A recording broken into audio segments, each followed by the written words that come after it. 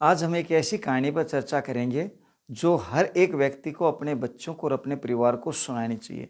दरअसल कहानी एक ऐसी है कि एक लड़का था, वो बचपन से ही चोरी करता था, उसको बचपन से ही चोरी करने की आदत लग गई, जिससे उसका बाप जो था वो बहुत परेशान होया और उसको लग गया कि भाई जो है ना ये लड़का तो गलत आदत पर चला गया। उसका जो बाप था वो एक सामाजिक और मोजिज आदमी था। उसने अपने बेटे को समझाया कि भाई तू चोरी क्यों करता है, लेकिन वो लड़का जो था उसकी आदत हो गई थी। उसने कहा कि मैं चोरी नहीं छोड़ सकता। दो चार बार जब ऐसा हुआ उसके पिताजी बहुत दुखी रहने लगे। जब उसके पिताजी लगातार लंबे समय तक दुखी रहने लग गए तो एक दिन वो कहने लगे कि भाई तू चोरी छोड़ेगा नहीं और मैं इससे जो कलंक के साथ जी नहीं सकता।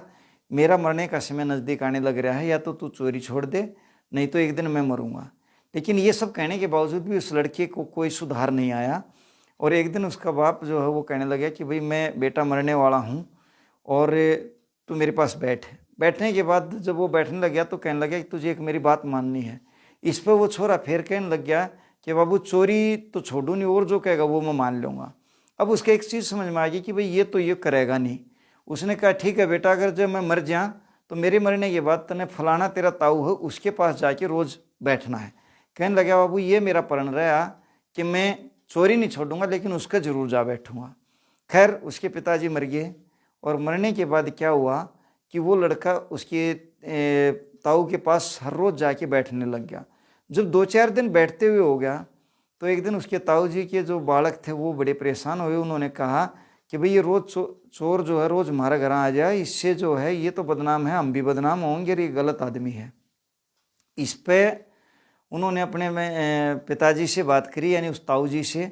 उसने कहा कि बाबू ये चोर हमारे रोज़ क्यों आ जाए है और ये हमारा नहीं आना चाहिए, या तो आप इसको मना आप करो और आप नहीं कर सकते तो हम करें। इस पर वो बड़ा आदमी था, उसने सोचा कि भाई चलो ये बालक हैं या जवान उम्र है इनकी, ये पता नहीं कैसे बात करेंगे। उसने कहा कोई नहीं भाई, मैं कल इनसे पूछूंगा और इससे पूछ के कहूँगा कि भाई तुम हमारे मत आना। उसने जैसे ही वो लड़का आया तो उसने कहा कि भाई तू हमारे घर मत आकर, हमारे घर झगड़ा होता है और तेरी जो है वो चोरी करने की आदत गलत है, मेरे बच्चे नाराज हैं।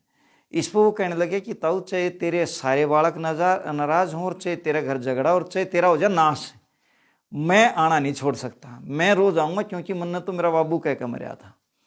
अब वो बड़ा आदमी था, समझदार आदमी था, उसका समझ में आई कि भाई जब इसका बाप कह के मरा है तो कोई तो विशेष कारण जरूर होगा। वो इतना समझदार आदमी था। उसने कहा तो बेटे फिर एक बात मेरी भी सुन ले कि एक बात तने मेरी भी माननी पड़ेगी। कहने लगा था चोरी तो मैं छोड़ू नहीं, चोरी के चक्कर में तो मेरा बाबू मर गया, लेकिन और जो तू कंधा वो उस बात का प्रण है। कहने लगा तो बेटे फिर ऐसा है तू झूठ नहीं बोल लगा। कहने लगा तो ये प्रण रहा है, मैं झूठ नहीं बोलूँगा। अब वो जो लड़का था वो हर रोज़ चोरी करता और अपना ऐसे ही कुछ समय बीत्या। एक दिन उस लड़के ने राजा के खजाने में चोरी करने का मन बनाया और जाकर राजा के खजाने को पाड़ लिया। राजा के खजाने में 1,00,000 असरफियाँ थी। उसने 50,000 असरफी चुराई और 50,000 छोड़ दी। 50,000 ये सोच कर छोड़ दी कि भाई मैं तो एक हूँ, मेरा तो 50,000 असरफियाँ बहुत हैं। अगर राजा का कोई आपत्ति आ गई तो इतने बड़े राजकाज ने राजा कैसे संभालेगा, इसलिए कोई गलत समय अगर आ जाए तो ये राजा दुखी ना हो, इसलिए 50,000 असरफी छोड़ दी। और जैसे ही वो चोरी करके बाहर निकला तो इत्तेफाक था कि राजा जो है बेस बदल के अपने राज्य की गश्त कर रहा था। राजा और एक आध जो सैनिक उसके साथ थे, दो चार जो भी, उन्होंने उसको देखा तो राजा ने पूछा भाई तू कौन है।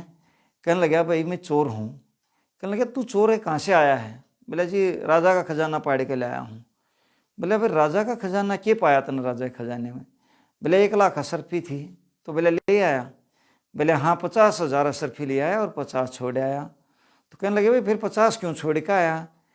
कहने लगे जी ऐसा है कि मैं तो एक हूँ, मेरा तो 50,000 गणी है, मेरे पास तो इन बहुत हैं, लेकिन अगर राजा ने जरूरत पड़ेगी तो वो कहाँ से ले आओगा। अब ये बात सुन के राजा बड़ा हैरान होया कि भाई साथ चोर तो मैंने आज तक कभी देखा ही नहीं, ये तो अलग सी तरह का चोर है। खैर राजा ने सोचा कि भाई अब तो इसको है उठा के बंदी गृह में बंद कर दो। उसने सैनिकों को कहा कि भाई बंदी गृह में बंद कर दो, इसको सुबह देखेंगे।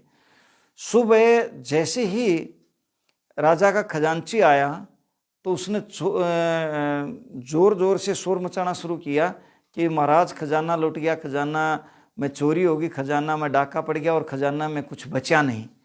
राजा ने पूछा कि भाई सारा ही चोरी हो गया, कुछ बचा है? कहने लगा नहीं महाराज, कुछ भी नहीं बचा, क्योंकि 50,000 जो है उस खजांची ने उठा के अपने थैले में डाल लिए, चोरी कर लिए। राजा कहने लगा कोई बात नहीं, देखेंगे, वैसे चोर पकड़ रखा है। जैसे ही ये बात सुनी तो थोड़ा सा तो खजांची का तभी एक झटका लगा, लेकिन 10 बजे जब राज दरबार लगाया गया तो कहा गया कि भाई उसी चोर को जो है राजा ने कहा कि भाई पेश करो। जब चोर को दरबार में पेश कराया गया तो राजा ने पूछा बता भाई तू कौन है? तो उसने वही रात वाली सारी बातें जो है बता दी। और जैसे ही ये सारी बातों का भेद खुला तो राजा कहने लगे कि भाई चोर वास्तव में ये नहीं है, चोर तो हमारा खजांची है। ये तो बहुत ईमानदार और सच्चा आदमी है, इसने तो जो घटनाएं थी वो सारी यूं की यूं हूबहू बता दी। राजा ने कहा कि इसको तो 4 जूत मारकर जेल में बंद करो, क्योंकि चोर तो वास्तव में खजांची है। और इतना ईमानदार और इतना सच बोलने वाला आदमी तो राज के खजाने के लायक है, इसको राजा का खजांची बनाया जाए।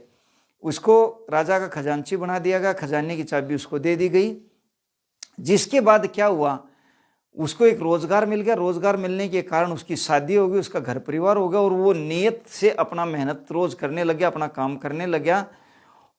कुल मिला के इस जो कहानी का निष्कर्ष निकलता है, जो सारांश जो वो ये है कि आदमी की एक झूठ रूपी बुराई अगर खत्म हो जाए तो आदमी कितना भी बड़ा बन सकता है। इस कहानी में भी आपने देखा कि एक चोर से एक व्यक्ति राजा का खजांची बन गया।